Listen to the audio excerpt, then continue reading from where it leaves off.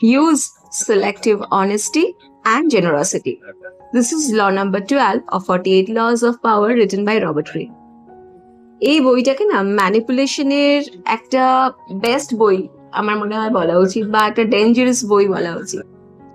এই লতে লেখক বলতে চাইছেন যে আপনি যদি পাওয়ারফুল হতে চান, আপনাকে হাজারটা খারাপ কাজ করতে হবে, কিন্তু একটা ভালো কাজ করুন এবং সেই ভালো কাজটাকে আপনি কনস্ট্যান্টলি হাইলাইট করতে থাকুন।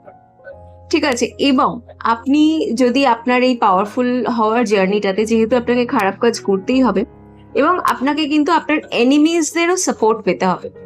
মানে ধরুন আমি যদি দেশের প্রাইম মিনিস্টার হতে চাই, তো আমাকে কি করতে হবে? আমাকে একটা হিউজ গ্রুপ অফ পিপলকে কি করতে হবে? কনভিন্স করতে হবে বা আমার ফরে নিয়ে আসতে হবে। তো এখানে সেটাই বলছে যে আপনি আপনার এনিমিজদেরকেও যদি নিরস্ত্র করতে চান, ঠিক আছে, তাহলে তাদেরকেও আপনাকে আপনার ফরে আনতে হবে এবং আপনার হয়ে তারা যাতে ভোকাল হয় সেটা আর কি করতে হবে। এবং এটার জন্য আপনাকে কি করতে হবে? এটার জন্য আপনাকে সবার প্রথমে কিছু দিতে হবে, সেটা হলো কি না, তাদেরকে বিশ্বাস করাতে হবে যে আপনি হলেন তাদের আর কি অত্যন্ত একজন লয়াল ফ্রেন্ড। তো মানে এই লটার বক্তব্যটাই হচ্ছে যে কারোর কাছ থেকে কিছু পেতে হলে আগে তাকে কিছু দিতে হবে।